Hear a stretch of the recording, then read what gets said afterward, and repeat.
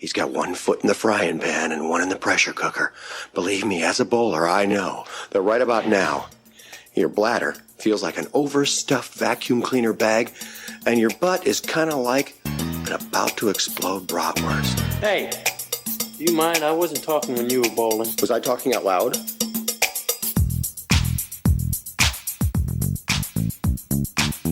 Welcome to Munson's at the Movies. My name is Kyle. I will once again be your host. Joined by the rest of the Munsons. Want to give them a wide berth. He's what is called a born loser. A real Munson. And talk a little bit about what's going on in their worlds. We'll start this time with James. Welcome back. Yeah, so sorry I couldn't be here last episode. I was planning on being here last episode, and if I was here, I would have refuted the comments you guys made about the movie The Program. The Program rocks, and you guys are on the wrong side of history. I would have spoken glowingly about it. It's perfect 90s cheese nostalgia. Love that movie. Leave me out of that. I was not part of that discussion. I abstained. There's so many good one-liners in it. It's unbelievable. But aside from my disagreement on The Program, the reason why I wasn't here, Kyle mentioned it, is my wife had actually gone into labor that day, and we had welcomed our baby girl. I'm not going to be one of those parents that pretends everything my child does is a blessing, because I think that's fake and it's clearly misled me and my wife. I'm also not going to be one of those parents that mocks their child or exaggerates on the hardships of parenthood, looking for cheap laughs. I think that shit's corny. I'll always keep it real for you guys, and I'll just add some funny musings that I didn't see coming along the way. But my wife is healthy, and we welcomed Halle Berry Jr. into this world 2 weeks ago, and it's been a wild experience, man. Case. Well, things are certainly a lot less exciting on my end than in James's world. Settling into the summer months like a nice deep yoga pose. But I do have to admit something on the front end of tonight's episode. Tonight's going to be quite the education for me, as I didn't get around to watching as many Maggie Smith movies and interviews as I like to. So I'm really excited to hear what you guys are going to say about Maggie Smith tonight and agree with it. Ace is going to be putting himself in the shoes of a listener during this episode. Yeah, sure. Interesting. Rigby, welcome back. Yeah, thank you. Happy to be back. Happy to talk some Maggie Smith. Congratulations again to James. The last episode, because I was on vacation, not because I had a wife that gave birth, unfortunately. a little less stressful, I think. Counting down the days until James shows his newborn The Program. So far, she's watched 2 seasons of 90 Day Fiancé and the Our Father documentary on Netflix. Starting her life out on a great foot, huh? Yeah. Welcome to Indianapolis, first and foremost, right? And then 2, welcome to America, where we start shoving smut reality content in your brain. Exactly. As soon as you get here. I love it.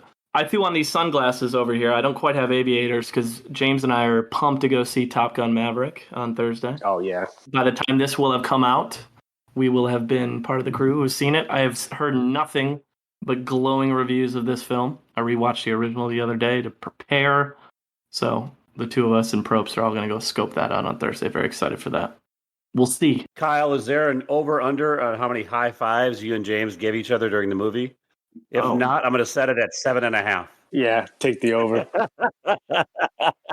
I can say that if a movie was supposed to come out 2 years ago, comes out 2 years later, it better be damn good, because they had a lot of fucking time to fix shit between those times.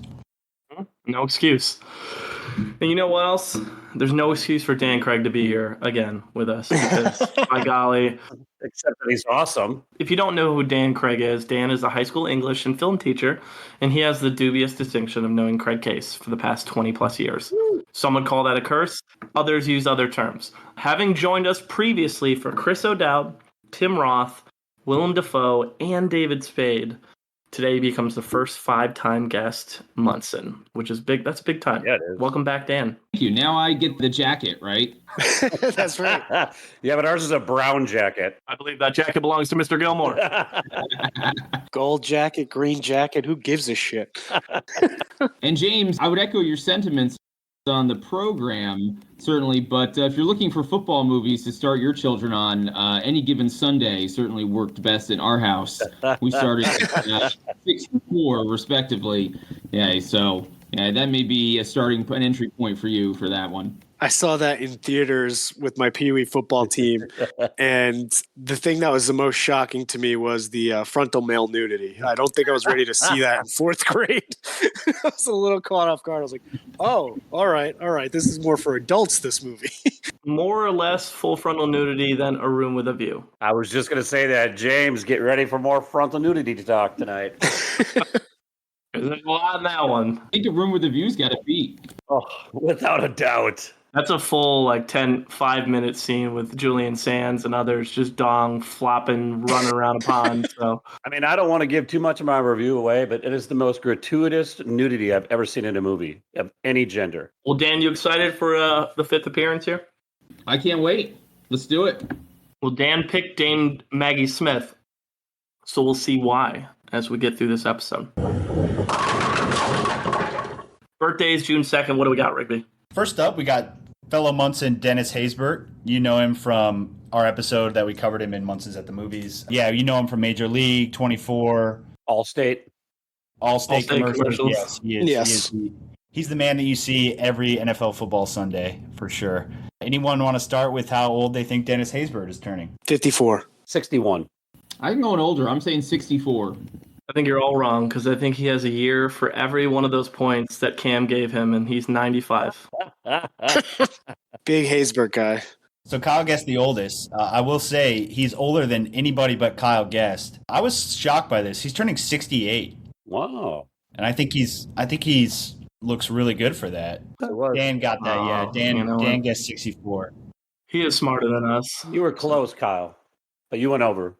Shout out to Haysbert. He was in a movie on Hulu called No Exit. It was actually pretty decent this year. And then he's in the up-and-coming Chippendale Rescue Rangers, which I've heard amazing things about as well. So. Oh, and my daughter has watched that. And I will say, I don't want to spoil it, but I will say it is not aimed towards kids by any stretch of the imagination. Nope, that's what I've gathered. All right, next up, we got Awkwafina, Crazy Rich Asians, Ocean's 8, The Farewell, and she's got her own show on Comedy Central. Also in Shang-Chi. Oh, yeah, she's in Shang-Chi. Mm-hmm. 28. Yeah, that's pretty good. I'll go a little younger. I'll go 26. I'll go older again. I'll say 31. I've got no clue who you guys are talking about, and I think you're all over. So I'm going to go 1 year old. Price is Right, old school. I'd love it. No one's ever done that. I'm surprised it took 63 episodes for that to happen. All right, Dan wins again. She's actually turning 34. Wow. Okay. She's just a little newer to the game. Get it. Yeah, but she's had a nice run the last 5 years, that's for sure. Absolutely. All right, last but not least, Mr. Justin Long. Jeepers Creepers, Accepted, Dodgeball, and one of my personal favorites, aside from his character in Idiocracy, one of my personal favorites that he's in is Sam Raimi's Drag Me to Hell. Oh. Dude, so I love Drag Me to Hell, and I love Jeepers Creepers. Huge Justin Long fan. Even though he's only made like 5 movies that I've ever seen him in. I loved all 5. He's also in the Sasquatch Gang, and he's fucking hilarious in that movie. My guess is 40. He's a fun character in that movie, 10 Years, that we talk about a ton, too. I like him in that. But wasn't he also in a weird Kevin Smith movie? Yeah. Tusk. Tusk, yes. Oh, Tusk. Tusk is wild. That's right, Tusk. Oh, he's also in I forgot he's in the fourth Die Hard. I should have mentioned that, because I actually like that one. I mean, talk about, he packed some punch for his small filmography. I'll give him credit. Absolutely. It'd be fun to cover one day. Give me 47. I'll go 42. I'll go 43. Damn. What a window. Thanks, Dan. Dan sneaks in and he wins it. That's straight cucking. Is that 3 for 3? Justin Long is turning 44. I'm also a big Justin Long fan as well, so happy birthday to him. Those are good birthdays. A lot better than our last episode, because the last one was rough. Kevin Garnett. Hey, he's an actor. 5 actors onto this wheel for episode 63. We had Olivia Colman, Uma Thurman for another episode, 2 in a row for her. 0 for 2, you could say. Tim Curry, Bruce Willis. But it doesn't matter, because Dame Maggie Smith was chosen for the wheel, and Dan Craig decided to come hang out and talk about Dame Maggie Smith. What's interesting is she's been around forever, as we'll talk about. She only has 88 credits during that time, which is not as many as I thought, considering she's been acting since the 50s. Agreed.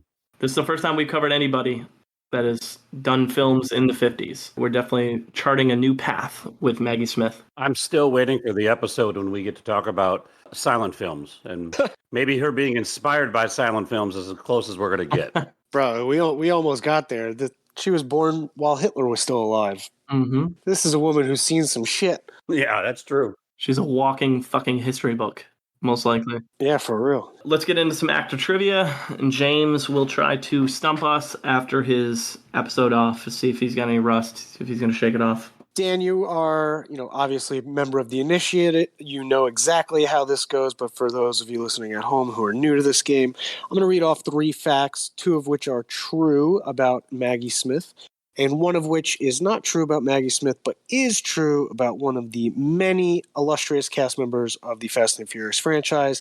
Guys, got to guess which one is the false fact. Fact number 1. Was the first of 4 consecutive winners of the Best Supporting Actress Oscar to have the initials MS.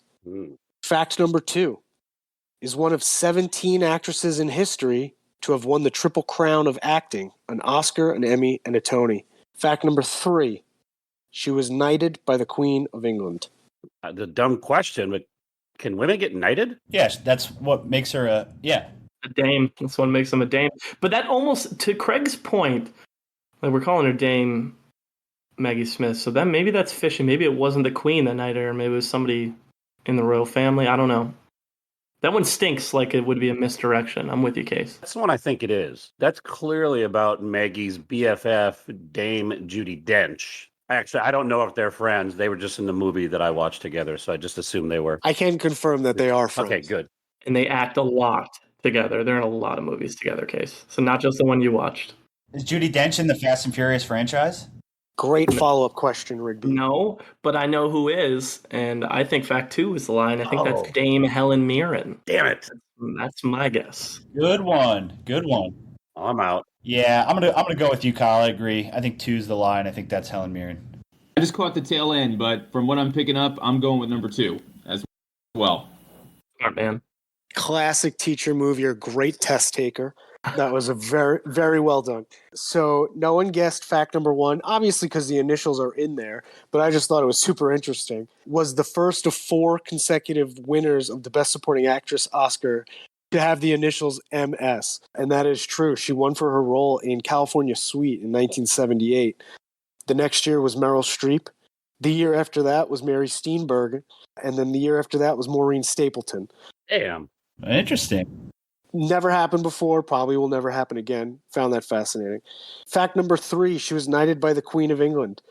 That is true. She was knighted in 1989 for her achievements in acting, but when she was asked about it, she had a funny response, which is really a good example of kind of like her classic sharp wit. And she said, "It doesn't change anything at all, except people might call me Dame Maggie, and I don't think that that'll happen very much." Which I think is such an interesting way to just be like, this is ceremonial. Yeah, it's whatever. It's not that big of a deal. Really a waste of a Wednesday, I had better things to do. Yeah, I had shit to do.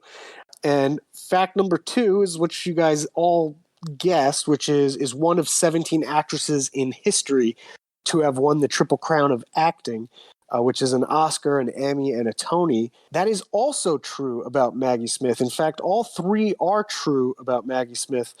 But one of 17 actresses in history and being knighted is also true about Helen Mirren, who has famously portrayed Maddie Shaw, the mother of Deckard Shaw, Owen Shaw, and Hattie Shaw, famously in The Fate of the Furious, Hobbs and Shaw, and Fast and the Furious 9, what Helen Mirren is most known for. So Helen Mirren, also very accomplished and very similarly accomplished to Maggie Smith. James was trying to trick us a little bit this time. A little trickeration. She is so accomplished. I felt like I'd be shorting her if I didn't at least include the things that are also true about Helen Mirren. I love it. Good approach. All right, Case, this woman's been working since the 50s. What kind of box office are we looking at here? Her box office snapshot was actually tougher to compile than I was hoping. With so many older movies, we lose out on a lot of data. First, just overall box office reporting, right? Second, because of this, was box office differentiating between U.S. and international performances isn't always listed on some of the older movies, which was disappointing to me because as I was punching in the numbers, I thought she would actually end up being our number one international box office gross performer, but she didn't. That record's still held by Ken Watanabe. Where Maggie Smith does really well in our numbers is every number, which was shocking to me. All right, buckle up. There's going to be a lot of numbers thrown around here, but the good news is they're all small numbers, and we should be able to add them up easily with our fingers. She has the 9th largest opening movie we've covered, 5th largest total grossing movie. She's 3rd in total box office gross, 10th in Star Meter, 3rd in critic ranking, 9th in fan ranking, 3rd and 16th in 2 different box office metrics. And it's no surprise that Maggie Smith comes in number 1 on our list because she is a machine. And the nice thing that I've enjoyed about her numbers was, yeah, she's got your Harry Potters and all those, but she's got so many good projects that were just modest budgets, good box office performance. And that's, we talked about that a couple episodes ago where, you know, we don't want to punish, like Anthony Mackie, we don't want to punish him just because he's in big movies. Well, here's a person who did great in big movies and did really well in smaller budgeted films. You said number 1? She is number 1. Oh. Want to know the top 5? Number 1, New Munson. Top 5. Number 5, Chris Hemsworth. Number 4, Mahershala Ali. Prince Ali, as some call him. Number 3, Allison Janney. And number 2, Emma Thompson. Oh, the Dames right at the top of the box office. Yeah. The Dames right at the top. Fascinating. Mm-hmm. All right. It's been a while since we talked about somebody that high up on the list and comparing it to the Munson Meter on the back end. So I guess we'll see. Interesting. Thanks, Case. Yeah, let's do it. Kind of looking at Maggie Smith's background, she was born in Essex in 1934. That makes her, 88 years old at this moment in time? Not a math guy, but that sounds right. That sounds right? But I could not find a ton of stuff about her early life. I mean, maybe it's just because her early life was in the 30s, 40s, and 50s, and so documentation for those times are a lot harder to find. But from what I could find, she started studying acting at 16 with the Oxford Playhouse, being overseas. So that was 1952, and her first acting work was in 55, so it would have been at the ripe age of 21. She was doing BBC Sunday Night Theatre. Not bad to get hooked up with the BBC for your first gigs in the mid 20th century there. So she's from a well-to-do working class family, and her parents did not share the same aspirations as she did about getting into acting because they were like, hey, there's really no money in that. And her mom famously said, with a face like that, I don't think you can become an actress, which is something only a mother could say. And then when she was in high school, she went to high school for acting, as you previously mentioned. She was an understudy the whole time, so she never got a leading role. And when asked about it, she's like, I was an understudy for leading roles, but oddly enough, no one ever got sick or missed a day, so I just never got the chance. That's funny. A chip on her shoulder ever since. Yeah. 80 years later, whatever it is. And clearly hysterical about it. And that's another thing that her and J-Lo have in common. That's amazing.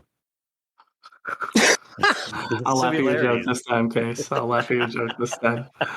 Took me a second. Caught me off guard. Well, in 56, she has her Broadway debut in a play called New Faces, which is an interesting glimpse into her career. So while she is a very successful in the box office performer, she's also done incredibly well on the stage throughout her career too. And as we normally do, we try to hit as much of that as we can. We're a film-focused podcast, but we don't ignore some of those components as well. But starts in 56 at the age of 22, has her first uncredited role in a movie in Child in the House in 56 as well. Sing for Your Supper, she played Anne in a 1957 TV movie. And then over that next 9 years, so 57 to 66, she had 3 other small TV spots, was in IITV Play of the Week, played various characters in that over 6 episodes as well. So again, not irregular, early on, a lot of smaller TV stuff, doing some stage work. During this era of TV, we don't think about this very often. There's not a lot of TV stations. There's not a lot of TV shows. So even the small roles were probably difficult to get, and they were probably pretty talented actors and actresses. So there's some substantial work being done there. First major role, though, came about in 1958, a role that she was nominated for a BAFTA for, so hot out of the gate, and that is the film Nowhere to Go. And Rigby, maybe he was able to track this one down. I know it was tough. Yeah, it was. This one was hard to find. It's not streaming anywhere you can purchase, for one. The only place I was able to find it was Amazon has these channels that you can subscribe to with a fee. But you get a 7-day trial with it, so I didn't have to pay for it, which is nice. It's the BFI, British Film Institution channel, and this is the only place I could find it. So right now I have a subscription to the BFI, so if anyone wants any British film noirs to watch, just let me know, and I can hook you up. Oh, finally I have a friend who has that subscription. Absolutely. That's what your kid needs, James. Yeah. Your kid needs some British film from the 40s. Let's go. This film, Nowhere to Go, is a British crime film starring George Nader. He's a famous British actor. Yeah. And Maggie Smith.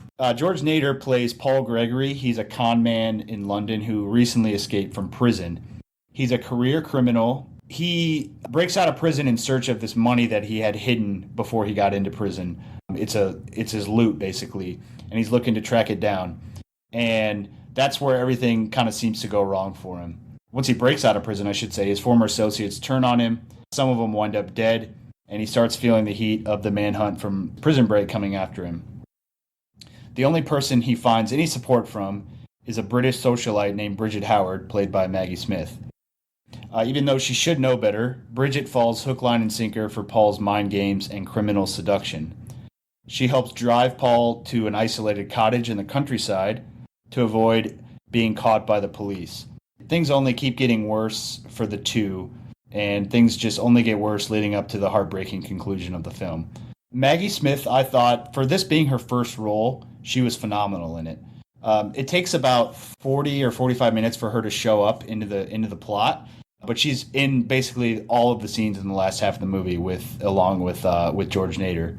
I thought her performance was really good. As I mentioned, she's really the only character in the movie that you feel any sympathy for, even though she did fall victim to this con man's act. You feel emotion towards her when she's on the screen, which I think in a movie about criminals and con men, that says a lot, because obviously these are terrible people, and it's nice to have some sort of character with some saving grace in there. I really like this movie. I was glad I was able to track it down. I don't know if you've seen a lot of British film noir movies like The Third Man, some Hitchcock movies. They're all up there with obviously some of the better crime films to ever be made. I had never seen this one, and I'm glad I did, because while it's not up there with the upper echelon, it was still good and I enjoyed it.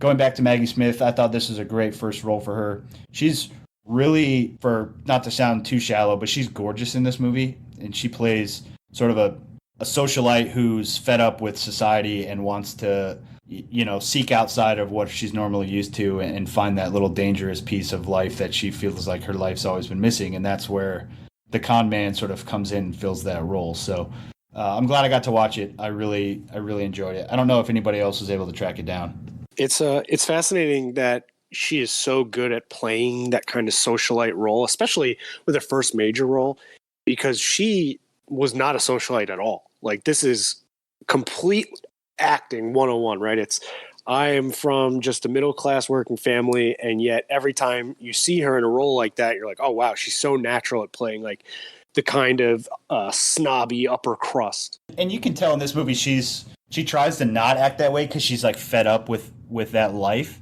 So she does try to have that sort of bad girl side to her.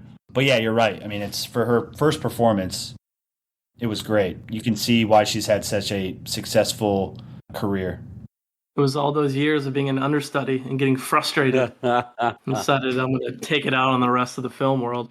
The first time we've covered somebody where their first major role was in black and white and it wasn't a creative choice. Like, you know what I mean? Like, that was just what they did then, right? Yeah, and I do think this is the oldest movie that any of us had to review so far, from 58. So yep, that was before both of my parents were born, which is crazy. This woman was 7 by the time World War II broke out, so we're going back a ways here. And I think it's fascinating that there was one overall award nomination for the entire film, and it was her for most promising newcomer. from the BAFTAs. So even then, they realize, hey, that this woman's got some potential. So that's pretty cool. I'd be interested to see if you're listening and you know how she got this role. Shoot us a comment, tweet us or something, pop in the IG. I would be interested to hear that. Okay, so 5 years before her next role, we're going to talk about, again, more television, to Craig's point earlier. Armchair Theater, various characters in that, 3 episodes. ITV Television Playhouse, various characters in that, 4 episodes. That's between 58 and 61. But some really cool things for her on the stage side that I thought was really important to note. So she has, to this day, won a record 6 Best Actress Evening Standard Awards in London. Still holds the record. And her first 2 were in 1962 for her performances in The Private Ear and The Public Eye. So that's pretty cool. Like she started her reign in terror on the theater world in the early 60s. And that is going to take us to lowest critic score, which is the VIPs. And that's my review. We have another entry into the 0% critic score world. There aren't many critic reviews on this, but there's enough to justify a 0%. So this is not streaming free. You have to pay $3 on Prime. It is available if people want to check it out. So audience score is 45%. Basic concept here is there are a group of people headed to New York City, trying to get there by plane. They get held up at the airport in London because of fog, each of them facing a moment of crisis in their lives, and the story's kind of intertwined by the end of the movie. Apparently it's based on a true account from the screenwriter of the film, so somebody he knew dealt with something very similar to this. The leads are pretty big time. So the leads are Elizabeth Taylor and Richard Burton. This is apparently the second of 11 times that they have acted together in a picture. Damn. I think they got married pretty soon after this, too. So this was like early on in there. Maggie plays a character named Miss Mead. She replaced Lizalette Pulver for the role after she had to turn it down. Maggie earned a Golden Globe nom for Most Promising Newcomer for her role. So a second movie in a row where she got a Most Promising award from an awards body. She plays, I think, technically a secretary in the film. It's a very timid character. She's essentially helping this guy like try to secure a contract, secure this deal, and she's almost being like a therapist to him the whole time. She doesn't have a ton of screen time in the first half of the movie, similar to what Rigby talked about. She's got a pretty meaty scene with Richard Burton at the start of the third act that allowed her to kind of show some of her chops off. But overall, the film's really not as much about her. It's about this weird love story with Elizabeth Taylor and Richard Burton. He basically does the most toxic thing possible. He threatens to kill himself at the end of the movie, and she leaves her new boyfriend for him, which is like the worst message. I really did not enjoy this film. It was not a fun viewing experience for me. Did anybody else happen to watch the VIPs? No, but what did they call the Razzies in the 60s? Most Promising Newcomer? I don't know. I got nothing. What, are you saying this would have won a Razzie? The one actress won an Oscar for Best Supporting Actress. Well, there you go. It couldn't be all that bad. She was pretty fun to watch. She was a good time. She was just like kind of a demanding older woman that kind of was trying to figure out the world as she was going along. She was fun to watch. There were moments that were entertaining. Other moments, just like I almost fell asleep on the couch at certain points. So not my favorite Maggie Smith movie, not my favorite Maggie Smith role. And I think it earned its lowest critic score designation. Don't go pay for it unless you want to waste your $3. We've got 20 years until our next review. But in this 20 years, Maggie Smith's career goes from newcomer to star, to absolutely running the show, British American side. So we'll kind of walk you through a lot of what led her there. So 64, she's in The Pumpkin Eater. 65, she's in Laurence Olivier's version of Othello. She plays Desmondana. She got her first Oscar nomination for Best Supporting Actress in that film. I started to watch it, and it's available on YouTube, and then I realized I can't handle 2 hours and 40 minutes of this content. But the Laurence Olivier in blackface didn't do it for you? I didn't even get to that. I didn't even get to it. I saw the stills. I didn't get to the blackface, and I was like, nope, I'm not even going to. Kids say it doesn't hold up. Bold statement, Dan. Bold. Very putting yourself out there. You know this is public, right? You have to be very careful about what you say. We are a firm anti-blackface podcast. There we go. We're back to our roots, James, and I appreciate that. One of the things that we haven't talked about in a while is what's a little jarring when you're watching some of the older movies by performers like Maggie Smith, and they're predominantly theater trained. Mm-hmm. And that acting and directing is so different than what we're used to on film. It takes you a little bit to settle in to really appreciate some of these performances. Yeah, I saved myself the blackface viewing. I felt pretty good about that. But hey, shout out to her. Gets the Oscar nom. How many years into her career? If we say Nowhere to Go is 58, 7 years in. Damn. So that's cool. She's rocking it. 67, she's in The Honey Pot, plays Sarah. And then she gets married to Robert Stevens and had 2 sons in 67. They got divorced by 75, so it lasted 8 years. But her first marriage, right there in the 60s and 70s. Hot Millions in 68. And then she ascends up the ladder to get her Oscar win for her role as Jean in the prime of Miss Jean Brodie. Remarkable role. I watched it earlier today, and she's phenomenal in this film, guys, if you haven't watched it yet.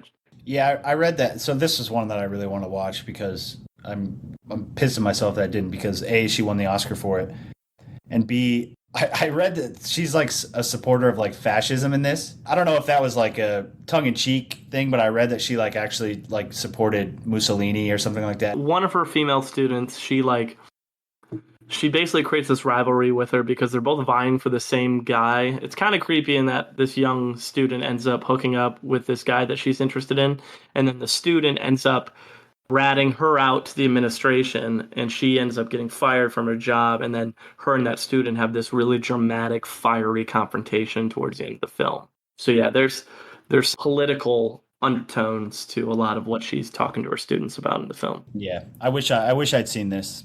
This is a phenomenal role. I don't know who she was up against, but in terms of just like fire and passion, it's some of the more emotional acting I've seen from her over the years. Very good. 3 years later, getting nominated for another Oscar for Travels with My Aunt. She plays Aunt Augusta, a movie that originally was going to be played by Katharine Hepburn, developed by Katharine Hepburn, and then she dropped out. Maggie comes in and gets the Oscar nom. Sounds like the prequel to A Room with a View. I enjoyed it. She's always has some kind of like criminal scheme that she's working up. She convinces her nephew after I think her sister or brother died. I don't remember if it's her sister or brother, to basically buy into her criminal schemes. And you know how Dame Maggie Smith has this really like iconic high pitched voice in anything she ever does acting wise. Yeah, she exaggerates it even farther. It's a fun movie. I actually liked it. I can understand why she got nominated for an Oscar for it for lead. So it sounds like already this early in her career, she's already throwing around a massive amount of range. Mm-hmm. That's awesome. Yep, being the lead in major films, major pictures. By this time, she's got 2 Oscar noms for lead roles in major pictures. So that's a big deal. That's 3 Oscar nominations in 7 years, too. Yes. That's pretty good. Not terrible. And then she goes to the stage side and gets a Tony nom for Private Lives in 1975. So just stocking up the awards recognition. Stocking up, filling up the cabinet, the china. Running out of shelves. Yeah. Wasn't it Emma Thompson who put her Oscar in the bathroom? I think so. Yeah, she did. The Lou. That's funny. So it wasn't until 75 that she made her American television premiere on the Carol Burnett show. She did an episode of that. Carol Burnett show was massive. I mean, from a pop culture standpoint in the 70s, I can't think of something that would be higher than that, aside from maybe the Tonight Show with Johnny Carson. That was like Saturday Night Live before Saturday Night Live. Yeah. Big it was. Yeah. That and All in the Family were probably the most like 2 most famous shows in the 70s, I would say. So you're saying not a bad show if you're going to make your American television premiere. That's the one you want to pick in the mid 70s like that. Okay. After getting divorced in 75, she gets married again, this time to Beverly Cross in 75. And they stayed married until he died in 1998. And I don't believe she's married since then. She's kind of just operated, done her own thing. He didn't even get to see the Millennium. I mean, how sad is that? There you go. You got it in. Check it off the box, buddy. Murder by Death. She played Mrs. Charleston in 76.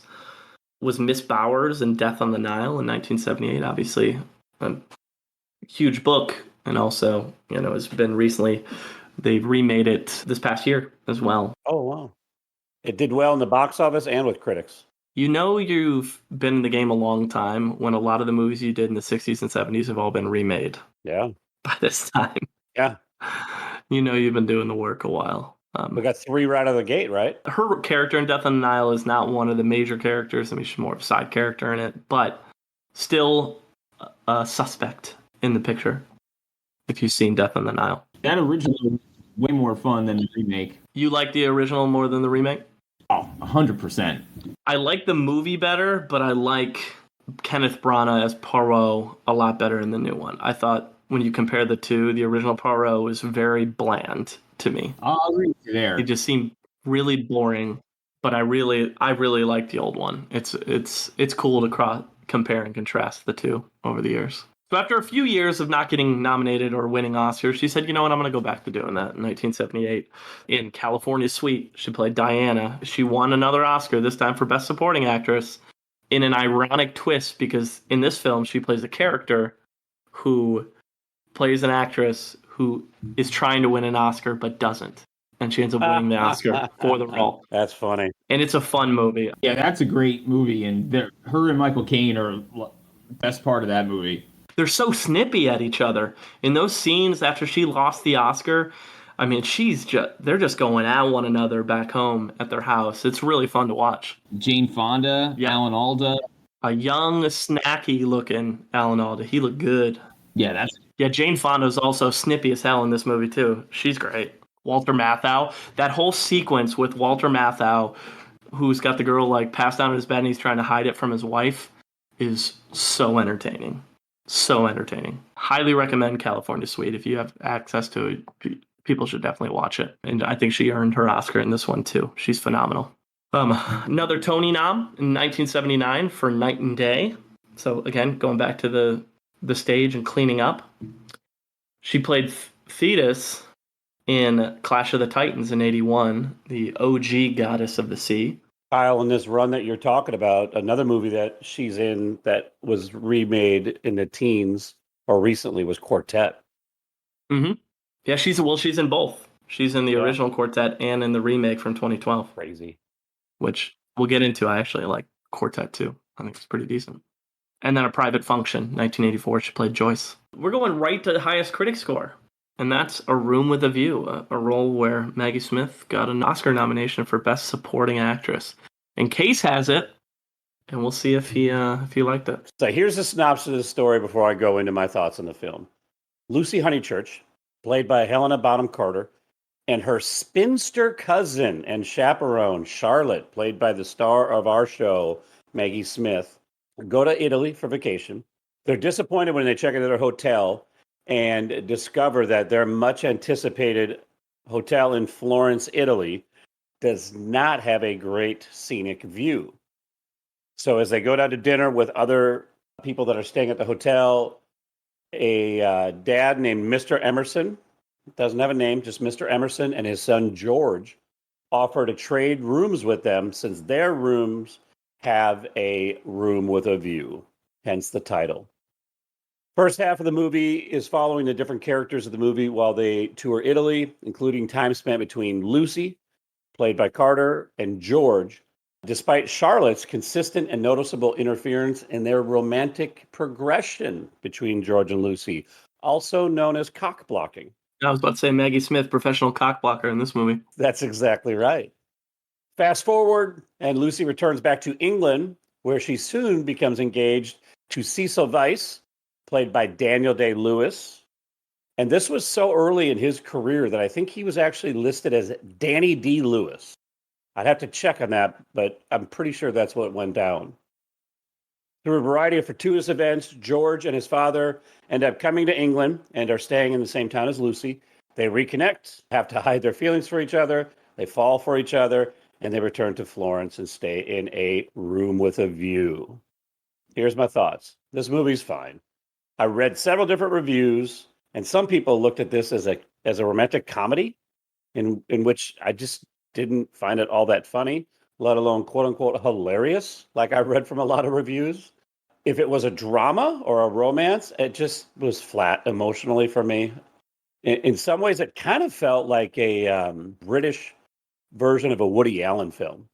But to me, it lacked content and pacing and references that I can relate to. The biggest takeaway for me which I am kind of surprised that Maggie Smith got an Oscar nom for this. She was good, but to me, Daniel Day-Lewis, a.k.a. Danny D, he stole the movie. He did. When he gets on screen, the tone of the movie changes like that. And he is such a weird, is a weird character for him too. That part was enjoyable. You know, I know that this movie did well in the box office. It was universally critically acclaimed, won awards. Everyone but me seems to like it, so I admit it. I'm on the wrong side of history of this, and I don't know shit about movies. So there, I said it. I'm done. I don't think there's any movie that Daniel Day-Lewis is in where he didn't steal every scene he was in. That's true. That's why he is the GOAT. Danny D. It's taken us like 60 episodes, and Craig finally admits that he knows nothing. Thank God. Yeah. It's the true power of Maggie Smith. She brings out the truth in everybody. I wouldn't give it an 80, 90, or 100. I'm like in the 60 to 65 range. I think it's perfectly fine, and I like the arcs of the characters. It's just not my cup of tea. Not mine either. You know? And I like that. I like tea. I like why you said that. Tea and biscuits. So, Craig, talk about the penis for us. Talk about the plentiful penis in this movie. Kyle, I'm glad you brought that up, because for no reason whatsoever in the manner of moving the story of this movie along or engaging the viewer, is there a need for a 5-minute scene for 3 grown men to be running around a pond naked while they try on each other's clothes, jump in the water, and basically assault anybody that walks by. Like I said earlier, it was one of the most gratuitous nudity scenes I've ever seen in any movie. And one of them was a priest. So I guess that does add some validity to why they're running around naked. He's a man of God. Are we sure you didn't watch Clockwork Orange? I don't know. Hey, man, it felt weird enough at that point. You're missing one of the key components of this scene. For any film lover out there, not present company included, one of those naked guys, Marcus Brody from Raiders of the Lost Ark, and home Elliot himself, is running around with his junk in the woods near the pond, okay? Not concerned at all about where Indiana Jones is at the present moment. And Wait. I found more disturbing than anything else. Wait. Hold on. Relax for a second here, because that wasn't Denholm Elliott. That was Simon Callow. It was Julian Sands, whoever the other young guy was that played like the brother or whatever, and Simon Callow. Ready? It wasn't Denholm. I know Simon Callow's penis when I see it. That was him. He took some time to get out of the museum, to get out there in the pond. I thought I was sworn that was him. The one thing I will say about this movie that I did enjoy, though, was there was a lot of really cool characters that were developed pretty efficiently. And yes, if you like male frontal nudity for 5 minutes, then this is your cup of tea. I'm going to say, it sounds like the inspiration of Jackass 4. It's got to be somewhere in there. Somebody is a Room with a View fan. I will say the breakup at the end of the movie between Helena and DDL is remarkably healthy. Yeah. I will say DDL took it pretty well when she said, I just think we're too different. I thought they were going to give each other a handshake and move on. That's how congenial it was. Really, I was like, this is usually where shit gets toxic right now. Mm-hmm. Room with a View. Highest critic. We've got, again, another big period, 15 years or so until we get to our final review. But if you look at her filmography between 86, A Room with a View, and let's say 91, pretty sparse.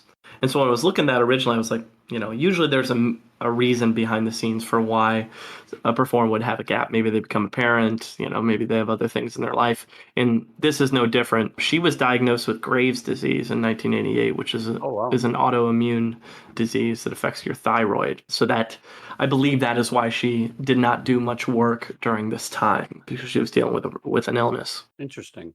But per James's note earlier, she got knighted by the Queen in 1989. Here's the question I have at this point of her career. Has she taken really good roles and done well in them?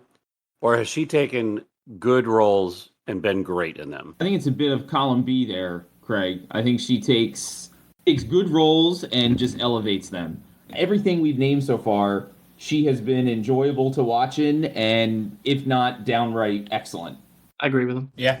And the reason I bring that up is as we start getting further down the road here, now she's in more mainstream movies. She gets a Tony win this time in 1990 for her role in Lettuce and Lovage. So she got nominated a bunch, got her win, to James' point earlier about winning that Triple Crown. Plays Granny Wendy in Hook in 91. Small performance in this, but I'll always remember her for the way she says Peter. Peter! That's where you first learned about how British people talk when you were young. Peter. Yeah, A Hook is a classic, obviously carried by Dustin Hoffman and Robin Williams. So all the other actors are kind of, secondhand in this. Yeah, she's great, and this is a really good movie. I love Hook. Fun fact, Glenn Close plays the guy who gets put in the boo box. Oh, really? Yeah, with the Scorpions. I did not know that. Not many people know that. The boo box. No. This may be a dumb question, but is this her first predominantly American film? I have to look at her IMDb, but maybe. Could be, yeah. This might be. California Suite count as an American movie. Yeah, I'd count California Suite. Yeah, there you go. There are some British actors in there, but yeah, I would call that number one. But like popular, like mainstream film, not necessarily to the auteurs. This is probably the first one. Yeah. I mean, Hook, she's working with Steven Spielberg. Like, it doesn't get any bigger than that. Mm-hmm. Yeah. And then 92, a little bit of a different genre for her from some of the stuff we've seen before. And kind of to your point, Craig, Sister Act. She played Mother Superior, a movie alongside Whoopi Goldberg, a movie I hadn't seen before this, and I enjoyed it. I thought she was really funny. It's a funny movie, man. I felt like her nonverbals in this movie were like communicated everything. She's so nonverbal in her role because she's so uncomfortable all the time with Whoopi being successful for everything that she doesn't want her to do. So she just has to be like uncomfortable in every scene she's in. And I thought she did a great job in it. Sister Act is a fun movie. I agree. And this is when Whoopi Goldberg was like, she had just won Best Supporting Actress in Ghosts. So like she was a big deal at this point. Mm-hmm. This is a big hit. Sure. Maggie's in the sequel. She is in the sequel. Sister Act 2. Harvey Keitel I thought was really great too. It was kind of like the mob boss. Oh, yeah. Her and Whoopi are so great together. Like, what a great pairing. Like, they could have made 10 more movies together. Mm-hmm. Could have rebooted Lethal Weapon with the two of them, and I would have been there to watch. I'd watch that in a heartbeat. My very Catholic grandparents loved this movie, and so it was one of the few movies they would allow me to watch when I was over their house when I was a little kid. And I so desperately wanted to dislike it. I loved it. I thought it was funny then and entertaining, and I rewatched it. I was like, it's funny now. Mm-hmm. It holds up. It's still good. The ratings for the second one are trash. Yeah, but I'll probably still watch it. Yeah. Second one's got a great song in it though. Secret Garden, 93. She got a BAFTA nom for her role as Mrs. Medlock. The Secret Garden is a remarkable film. Well, another one that did incredible in the box office and with fans and critics. Mm-hmm. 31 million in the box office and 88 and 80 for critic and audience. Mm-hmm. Yeah, just that last scene when the dad's out there interacting with his son and the little girl, and they just pan back to Maggie like crying with one of the other little girls at the house. Watching her emotional arc of her character in the story, I just find really compelling. Suddenly, last summer, she plays Mrs. Venable, a role that got her an Emmy nom in 93. Second Sister Act, 93 as well. And then played the Duchess of York in Richard III in 95, which I believe is like a retelling of a Shakespearean story in, I think, the 1930s. It's wild, that movie. That's a really cool movie to watch. Ian McKellen, right? He's the main character. McKellen, Robert Downey Jr., Annette Bening, like it's got a killer cast, and it's a real cool movie to watch. We talked about it on the Hidey episode. James did a full review on this one. She plays Ganilla, I believe is her character's name. She's on her fourth husband, I think, by the end of the movie. So all the first wives, she just keeps trying. Was this the movie Dan Hedaya played an angry character? Bold declaration there, Case. I was going to say I forgot that she was in this, probably because all the female leads in this are so powerful and strong, and yeah. And Dan Hedaya plays like essentially the owner of like Best Buy. Actually, at that time, it was probably like Radio Shack or The Wiz. Circuit City. Yeah, exactly. Radio Shack. You say Speaker City? Speaker City. Yeah. I own 5 Speaker Cities. I'm going to roll this out for an alt-rock band. I think it caught lightning in a bottle at that time because it made divorce mainstream when divorce was like rampant, and it was empowering for women. And so while, might not still hold up at that time, it was like, oh, this is a movie for women, by women. And, we're finally getting back at these guys who are just divorcing us and dating 20-year-olds. To continue her legacy, especially on the British side, she earned the rare BAFTA Fellowship in '96, which is essentially a Lifetime Achievement Award from the British Academy of Film and Television Arts. By '96. That was over 25 years ago. She got the Lifetime Achievement Award. Just so we're all keeping track at home. Yeah. She had a very funny quote about it. She said, again, she downplays these massive awards all the time. She's like, I'd like to celebrate it, but I'm afraid I just won it because I'm old. 25 years ago. Right, exactly. Very self-deprecatory, that's for sure. Yeah. She loves to stiff arm the praise. That's her go-to. It's hysterical. I was watching Graham Norton, Case's favorite. Oh, damn it. I missed one. Well, she wasn't on it. They were interviewing Sir Ian McKellen. Oh, okay. He was telling a story about Maggie Smith and how he dressed up in a certain way for the Oscars to win an Oscar. And she was making fun of him for it, or before the show started. And he's like, this is for good luck. And then he lost the Oscar, and he saw her at the bar after the ceremony. And she goes, didn't help, did it? And I just laughed my ass off. Well, think about how many times she's been nominated for awards and didn't get them, and how long she was an understudy. So she's obviously like, hey, man, this ain't going to happen. She's just programmed herself to think, hope for the best and prepare for the worst. Mm-hmm. He, with Mussolini in '99, played Lady Random. And then it's a small miniseries called David Copperfield. She played Betsy in '99. She got a Primetime Emmy nomination for this.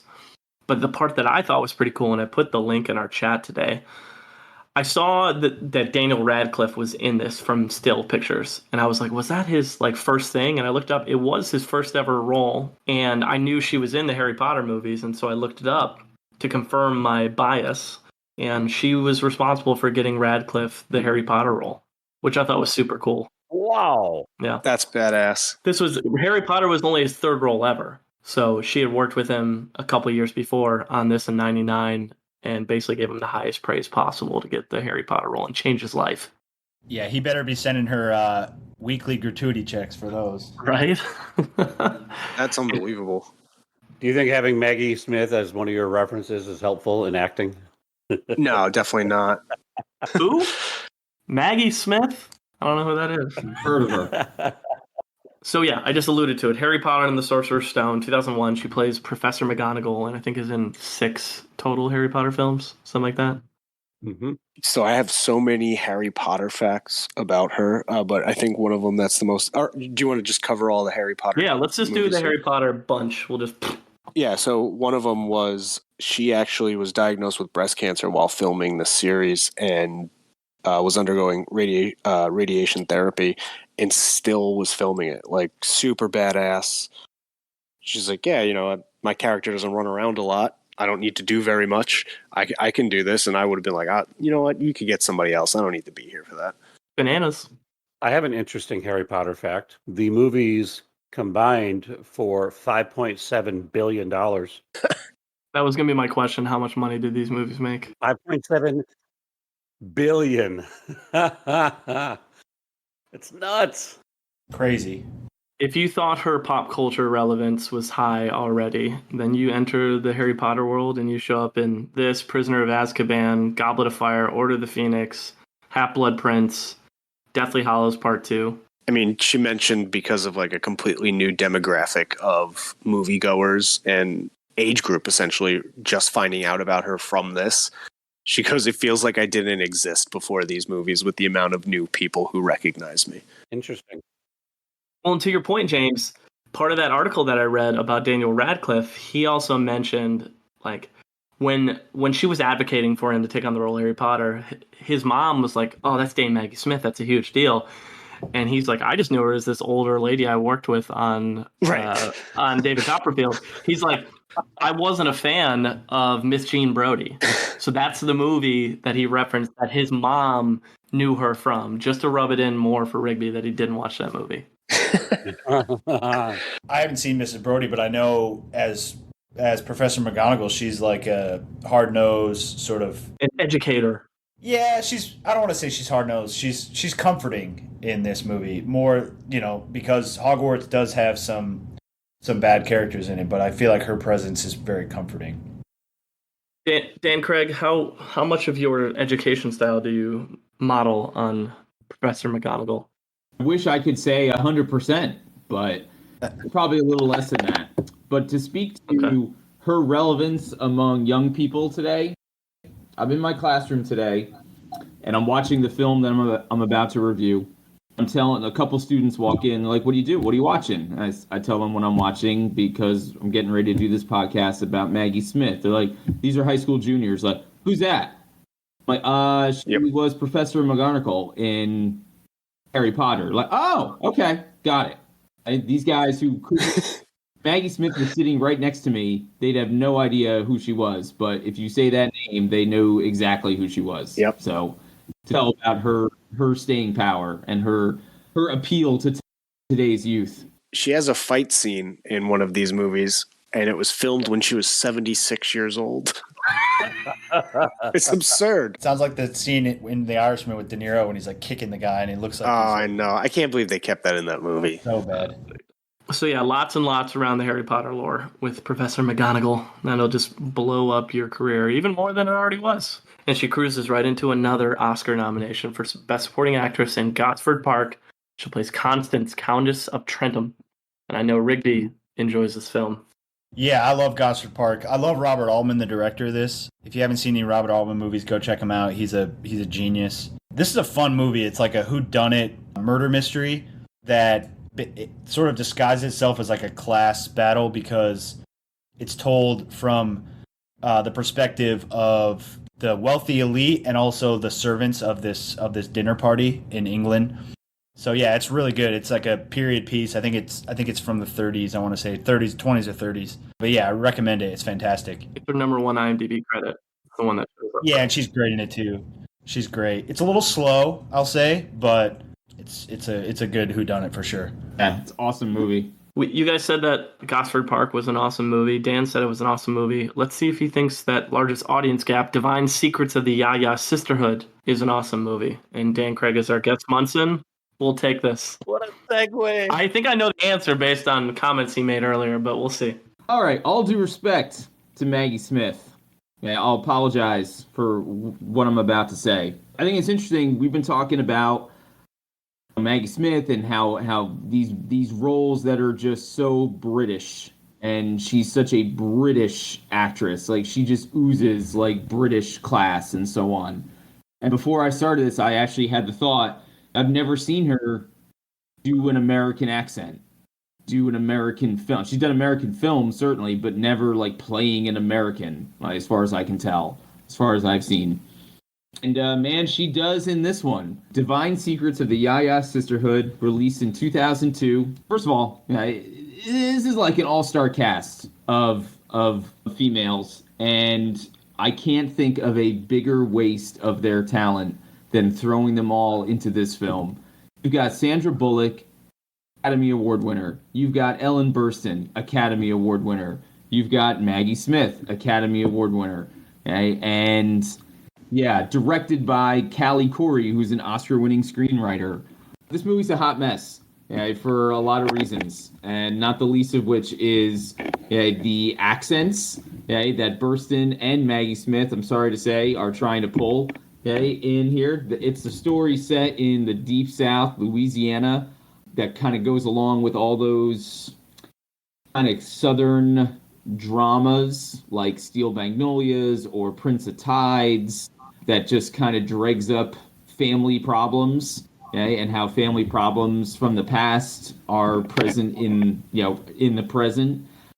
And man, these, like, they are swinging for the fences in this one, and it just does not work for a lot of reasons. Our pal Roger Ebert, what he says about this movie. First of all, he gives it 1.5 stars. It has a 44% rating on Rotten Tomatoes. This is Roger Ebert. The Yaya Sisterhood is rubber stamped from the same mold that has produced an inexhaustible supply of fictional Southern belles who drink too much, talk too much, think about themselves too much, try too hard to be the most unforgettable character you've ever met, and are in general insufferable. There's not a character in the movie with a shred of plausibility, not an event that is believable, not a confrontation that is not staged, and not a moment that is not false.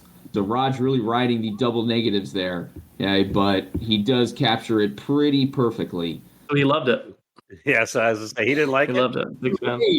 Really, really big fan. I hate when critics sugarcoat things, you know? They kicked him again. Yeah, I don't think he spent a lot of time in the South, Roger Ebert. I mean, Has anyone seen this one? I did. It was the first movie I watched for the pod, and I sent a video of Maggie's wacky accent to the group chat because I was like, if this is any sneak peek preview of what I'm to expect, I'm in for a ride, and nothing else I watched was anywhere close to this. And like I said, I can't remember another movie that she does where she plays an American. I don't think there is.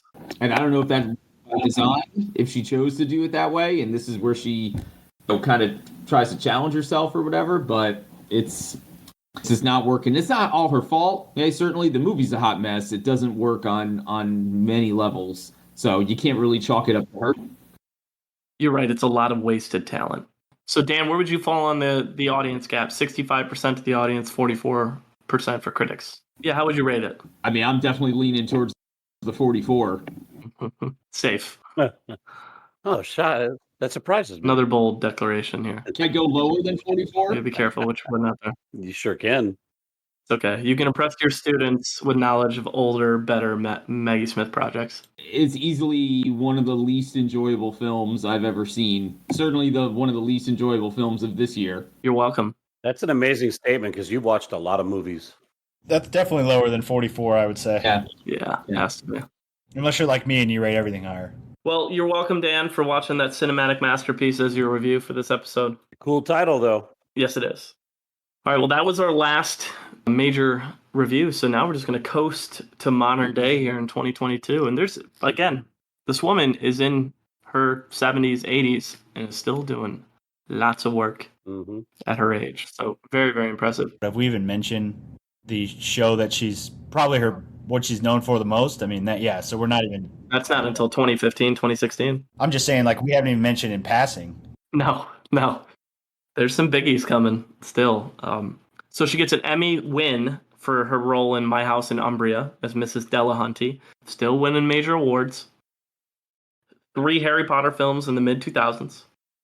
She's in Becoming Jane as Lady Gresham in 2007. Another Emmy nom for Capturing Mary in 2007. To James's point earlier, diagnosed with breast cancer. 2007, recovers by 2009 during Harry Potter filming.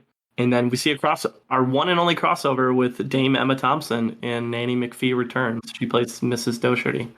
It took until 2010 to see that crossover happen, which is surprising given they're so big. Since she works so much with Judi Dench, you would think maybe she would cross paths with Emma more, but I guess they're just doing different projects over the years. But I guess this is where her career takes another step. So she receives the Society of London Theatre Special Award in 2010. So a prestigious award for the stage work side in London. And then per Rigby's cue up earlier, Downton Abbey, she plays Violet Crawley, the show that was 52 episodes from 2010 to 2015. She got 5 Emmy noms and won 3 of them for that show, which is also since turned into 2 other movies, including one that just came out. So I've never seen a single episode of this, but which is weird. It's I've never seen a single episode of this, but I could tell you Maggie Smith's character and what she does in this show. So I think that speaks to the impact of her acting skill and her notoriety, both in the UK and now in America. Because this is a huge... people are obsessed with this show. They yes. People redesign their apartments to look like the style that they had back then. That's how big of a show this is. I have gone out of my way to suggest really fun and pop culture, TV shows that people wouldn't hear of. And this is probably the show people recommend to me to watch the most. Really? I tell them to watch Eastbound and Down, and they're like, have you seen Downton Abbey? And I'm like, no, what is that all about? Those two could not be more opposite. I love that. Yeah, very Munson of you. But you're but Danny McBride, do you know what he can do with a mullet? I would love to see Kenny Powers beat up one of the Downton Abbey characters for sure. Oh, for sure. To Rigby's point, this show is so huge.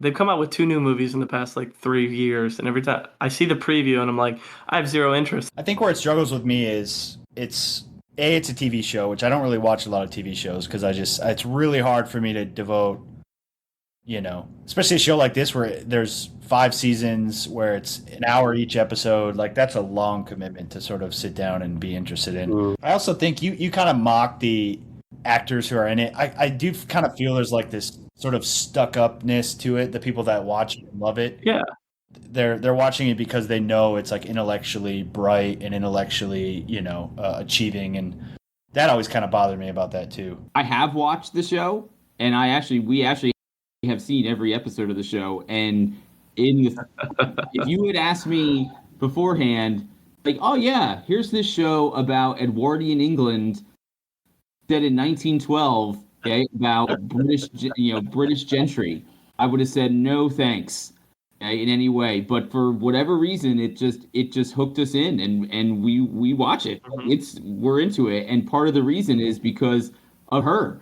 Maggie Smith makes that show what it is. She is hilarious in the things that she says, and when she gets a chance to like be vulnerable and not be so like snooty and upper class, she's awesome. Like she's excellent on that show. And for her to like, this is arguably what she like could go down as being the most famous for. Yeah. At age 81 or 82 or whatever she was. It's just wild.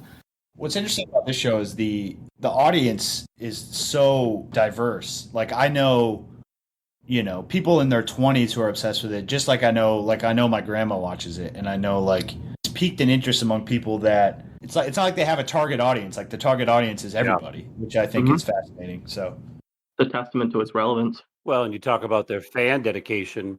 Normally when there's spin-off movies like this, the audience is not happy. Downton Abbey, the first one, 94% fan ranking. Downton Abbey New Era, 97% fan ranking. Crazy. The production value on those movies too is really high. And they do a good job, especially with shots of the property and stuff like that in the house. They do a good job. Crazy. Remarkable. She gets into her 80s and basically redefines her career again with another iconic role. It's just so impressive for somebody of her caliber. I guess late 70s, not necessarily her 80s.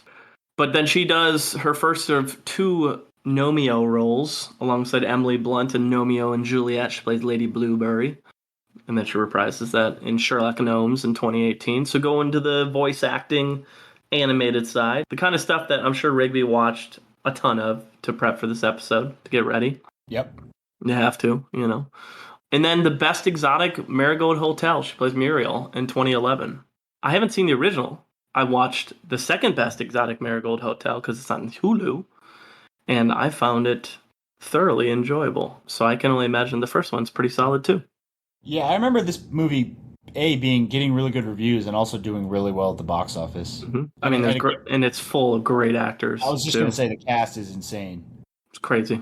Dev Patel. Yeah, Dev Patel, Bill Nye, Judi Dench, Tom Wilkinson. Like all of those are like on the upper echelon of British actors right now. So it's a cool concept I assume the first movie is all about them establishing the first one, and the hotel is basically a place for old folks to go to like live out the last years of their life. And it's in India.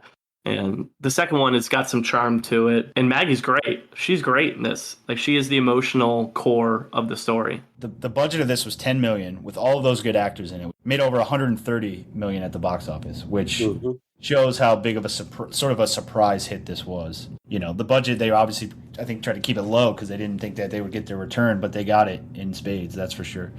Yeah, this is one of probably a dozen movies that she's been in that has done something like that. You're not number one in the box office for nothing, right? Like these are piling up. There's a scene at the end of the second one. It's like right before the end of the movie.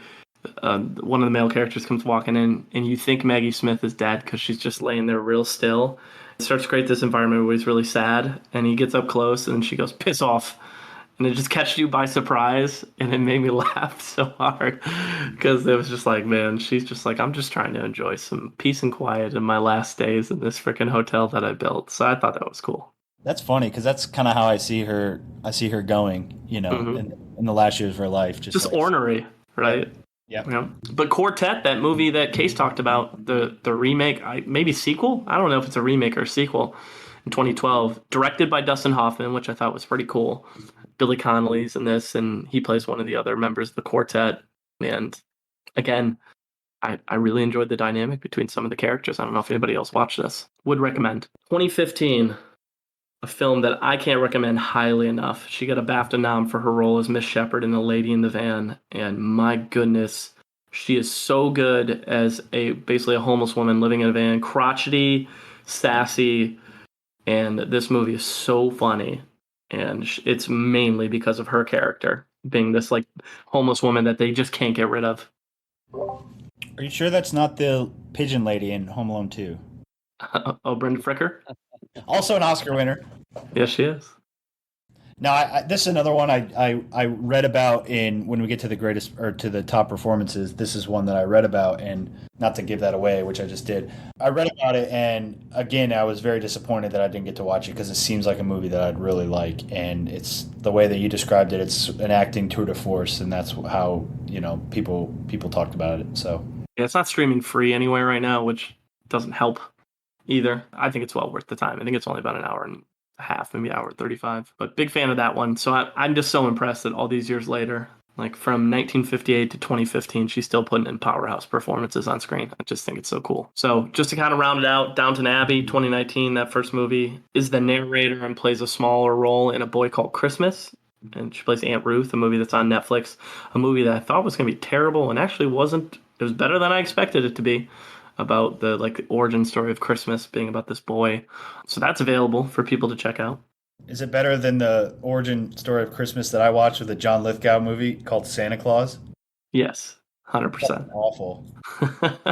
Yeah, sorry. The origin of Christmas that I watched was the House of Santa Claus. 8 pounds, 6 ounce. Beautiful baby Jesus. Barely even talk yet. Man, he had a beard. Not even a thought in his head. And then finally, most recently, Downton Abbey, A New Era, currently in theaters. All right, Rigby, you alluded to it earlier. We didn't hit every role, but you've got some top performances for us. Let's see how well we do in guessing them. This is going to be a tough one tonight. I will say, because of her storied career, there are 15 roles on here, but they do combine TV and film, so you guys know where that's going. And it's not numerically ranked. Yep. So the list is from a site called Looper. Oh, yeah, I like Looper. Not the Bruce Willis JGL film, but Looper is, they write about TV, gaming, comics, movies. It's a pretty fun fan site, so I recommend checking that out. But this is Maggie Smith's best movie and TV roles, and it's from 2022, so it's updated as well. I kind of like doing non-numerically ranked because we get to sort of do it at the end, and I think we kind of all have an idea of what's at the top, but let's go ahead. All right, give me Miss Jean Brodie. Yep. Pick the easy one. Just name off all the movies that she was nominated for an Oscar, right? Sister Act. Yep. Had to be. Downton Abbey, of course. We can assume that that's probably, if it's not her top, it's definitely in her top two or Top three three. of It's a what top of roles three. that she's most known for. So Give me California Suite, Oscar-winning role. yes. I love it. Big fan. Mm. Let's go Nowhere to Go. No, nope, not on there. Interesting. I'm going to throw one we didn't spend any time on. Tea with Mussolini. Nope. Ooh. Travels with My Aunt is going to be on there. Yes. The Harry Potter movies. Yeah. Has to be, for sure. Say Hook is on there. No, Hook's not on here. Oh, man. Good guess, though. Definitely a memorable role, but it's maybe not classified as her best. I bet Case's favorite, Room with a View, is on there. Yes. Wow. Nailed it. Come on. She's nominated for an Oscar. Why is that on there? Gosford Park. Yep. Gotta be on there, too. That's the top three. How many are we missing? I think like 3 or 4 left. Secret Garden. Secret Garden, yep. Yep. Talked about all of them, the last three? I think we talked about... Yeah, I think we mentioned all of them except one. Lady in the Van. Yep. Definitely on there. Yep. Richard III. Nope. Oh. And the Best Marigold Hotel is probably on there, too. No, it's not, surprisingly. Interesting. Oh, So we're missing 3. Death on the Nile? Yeah, Death on the Nile. Now we're missing 2, and I think we talked about... I know we talked about one of them. I'm not sure about the other one. Othello. Actually, sorry. We're missing 3, and I know we talked about 2. Yeah, Black Base and Othello. Othello, yeah. Nope. One of them is Quartet, Kyle. Oh, okay. Was it the 2012 or the older one? The older one. Okay. She's got all these other TV movies where she's nominated for Emmys and stuff like that. So Nothing Like a Dame. Did we talk about that? no. No. And it's a 2018 documentary. Oh. The site says perhaps one of Maggie Smith's most memorable roles is the one in which she doesn't play anyone at all but herself. Maggie Smith sits down for an afternoon of tea and gossip with the biggest dames around. Maggie Smith, Judi Dench, Joan Plowright, and Eileen Atkins. Damn. The film explores the careers of each of these women and lets them speak for themselves and for them to experience each other's work and lives. So that's pretty interesting. That sounds super interesting. It's pretty impressive when a documentary about your life is on your top roll. That's like how impressive you are as a performer. I probably should have looked into that a little more, but nice job. We rounded out all 15 there. Good work. So what do we think are the top 3 if we had to pick? I know that's not numerical, that list. I think these lists sort of kind of collide on our show. Is like there's a huge difference between like best and most memorable, or is there a difference? That's the thing. It's like, yeah. So like I think her best, and I haven't really seen all of her stuff obviously, but I love Gosford Park, so I would say that's her best. But obviously her most memorable is Downton Abbey, just with the pop culture impact. And you could make a case of Harry Potter with the pop culture impact too. Yeah. So. If I'm going to go on pure performance, I think my top 3 are Jean Brodie, Lady in the Van, and maybe Travels with My Aunt. Those are probably up there. But Downton Abbey is probably pretty darn close. She at least has a well-recognized film career that, even though she's typecast now because she's in her 80s, but like she's not going to be sorely pigeonholed just to play that role, you know? Well, she did film first and then TV became prominent later in her career versus the other way around. Okay. Thanks, Riggs. All right, let's get into the Munson Meter. So what we do is we rate every actor on a scale of 0 to 100 based on a variety of factors. They can include longevity, project choice, pop culture impact, acting range, awards footprint, other talents they might have, their personal life, comedic chops, box office success or lack thereof, and anything else that matters to us as Munsons. I drew the straw to go first. I didn't know a ton about Dame Maggie Smith before this. The Lady in the Van was the one role that stuck out to me because I had seen it a couple years ago and fell in love with the film and her performance. I'm not a huge Harry Potter nerd, so I knew she was in it, but that wasn't a huge thing for me, and I'm not really a Downton guy. But I love these deep dives because I get to explore decades that I wasn't aware of. I get to watch older films that I didn't even know existed that is part of this like pop culture milieu. So it was fascinating to study her. So some of the notes that I made, I mentioned this earlier, but you've been in the game a while when a handful of your movies have been remade, including the same movie you made in the 80s being remade or sequeled out, 4 decades later. Yeah.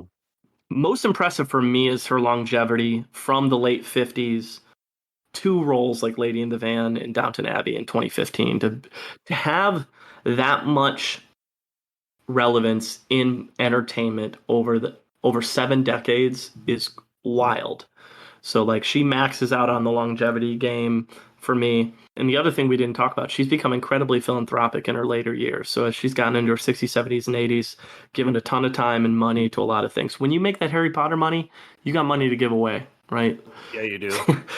She's done a lot of really cool stuff, and you can look it up online to see what she's been given philanthropically, but that's been awesome. Obviously, overseas, it doesn't get any bigger than Dame Maggie Smith in terms of pop culture. In the States, a little bit less, but I'm not going to knock her much there because with Harry Potter and Downton, I think she still has huge name recognition here.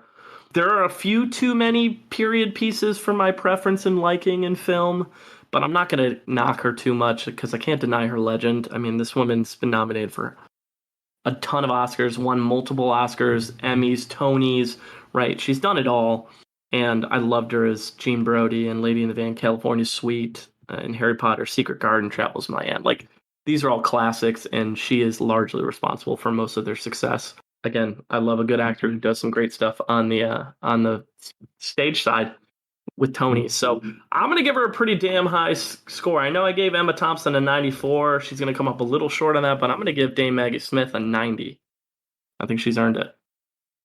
Rigby, you're up. That's a good score, Kyle. Thank you, brother. Yeah, I wish I'd been able to watch more.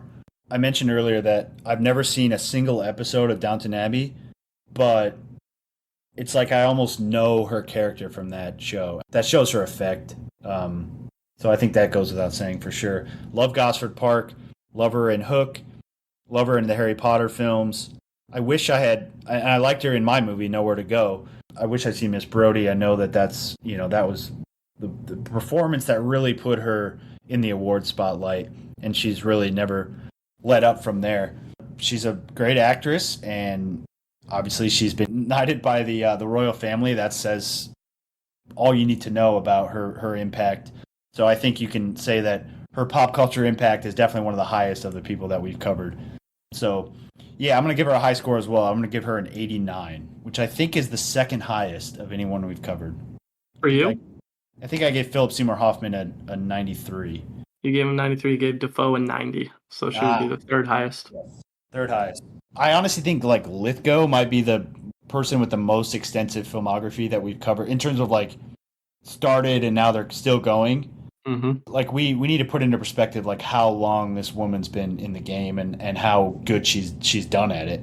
And she has like Lithgow by like 20 years. Yeah. Good point. And not that many credits, so project selection's been really smart. She's done a great job selecting projects, especially if you love period pieces. She's done amazing stuff in there. Yeah. So, okay, Dan, our guest Munson, you're up. I mean, if you're shooting for a career in film and theater and television, you could do a lot worse than Maggie Smith. Here's your side. What's awesome about her is that she adds like an instant level of credibility and class and humor to just about every project she takes. Even the movie that I reviewed, Divine Secret of the Yaya Sisterhood, wasn't thrilled to watch, okay? But like, oh, it's got Maggie Smith in it. How bad could it be? Joke's on you. I mean, there's something to be said for, just her name being attached to something lends itself to that. For money, I don't think it gets much better. I celebrate Maggie Smith's entire catalog. I'm going 95. Oh, our fourth actor that's gotten a 95, and they're all from guests. I love it. Just like Huey Lewis in the News, you celebrate her entire catalog. The entire catalog. My money, it doesn't get better. You're trying to tell me that Maggie Smith is just as good an actor as Dennis Haysbert. I was about to say, we started with Dennis, and we're finishing with a comparison to Dennis. Yeah, just disrespectful to Haysbert's career. In all fairness, you could slide Maggie Smith right into 24, and that show would not have missed a beat.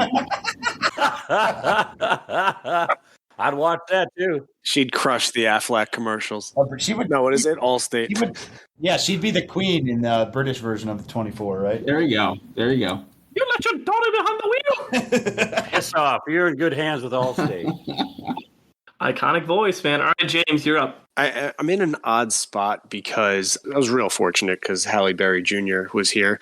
So I was not able to watch a lot of her movies. But like, how do I rank someone who's essentially accomplished everything in acting and has been doing it for like 7 decades? Good in everything I've seen her in, to do it for that long and to not have a single bad word be said about you. Like, I looked up controversies involving her and there are none. It's like, oh yeah, failed marriage. Who hasn't had that? Like, it's not a big deal. And then it's everyone just saying glowingly nice things about her. She's so self-deprecating despite all the success, and she's been doing it for so long. The only thing I am knocking her on is, one, a personal thing. I didn't get to see a lot of the movies. And 2, I kind of disagree with the name recognition, but I think it's a lot because she just has a very common name. Maggie Smith, it's super British. But once people see her, they go, oh, of course. Oh, I loved her in that one thing. Yeah. And so for that, I'm going to give her 84. You know her face. You might not know the name, but like when you see that, you're like, oh, that's the woman from Downton Abbey. That's the woman from Absolutely Harry Potter. Like, you know who that is. And when people do impressions of her, you know who they're doing because of that high-pitched voice, too. Mm-hmm. Yeah. Like, if you want to hear it on steroids, go watch Travels with My Aunt, because she amps it up to the nth degree. It's wild. Pizza. All right, Case, round us out. I'm in the same boat as James. I didn't get to watch as much as I normally like, so I'm probably going to give her not as good of a score as I would have had I had more time to prepare. But only thing I'll add to her character recognition, I think maybe a little bit more accurate of what we're talking about. there's not a lot of range in the different types of roles that we know her from, although she has played them. Positive thing I'll add to her list here is that we've identified that she's done incredible in the box office, and she's been a major role in most of them. And the movies that she's been in, I have over 40 movies that I was able to find complete box office information on, and over a third of them have grossed 5 times the budget. Just that's unheard of on our list. Again, that's why she's number one. So I agree with everything that's been said. Comparing her to some of the other performers and kind of placing her where I think she fits in with them, I'm going to give her an 85. With all of our scores, that gives Dame Maggie Smith an 88.6, which puts her in third place. Interesting. Between Jamie Lee Curtis and Dame Emma Thompson. She hurdles Dame Emma by 2 points. Oh, that's perfect. Very interesting. Very, very interesting. Top 5. So it's Philip Seymour Hoffman, Jamie Lee Curtis, Maggie Smith, Emma Thompson, and Jim Carrey. Those are our top 5 right now. And who got bumped? Halle Berry. Well, that's interesting. I find Emma Thompson a little bit more entertaining. Me too. I give Emma a bump too for being the only person ever to win writing and acting Oscars. And so I kind of gave her I think she's incredibly hilarious. She's so funny. And I think she has a little bit more like off-screen talent than Maggie Smith does. But Maggie's dominated the theater side. So you have to respect that. And is incredibly philanthropic. She's impressive. She's definitely impressive. Hey, top 5, that's big for any of us here, so we'll take it. And just so everybody's aware, still in 63rd, Chris O'Dowd. Still holding up the rear. But he's got time. Do you think your episode will ever rise from the lowest? Well, I think you'll have to hang in there till you do the Clint Howard podcast. He might rank a little lower than O'Dowd, but no way. Now that I say that, let's do Clint Howard when Warren comes back.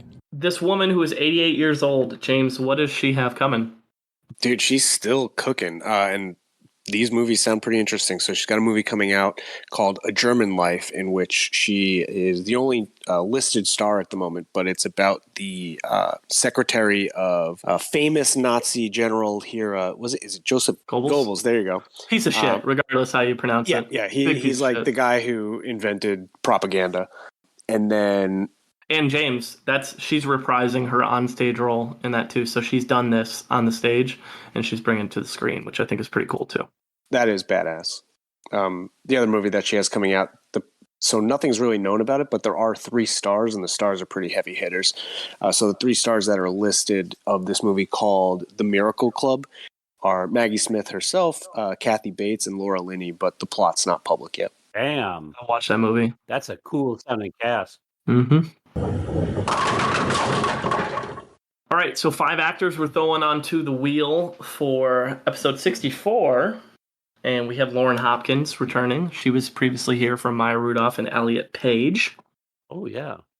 And so this episode will drop on June 16th. Lauren's our favorite Pittsburgh friend. Also, we should have Warren on this episode as well.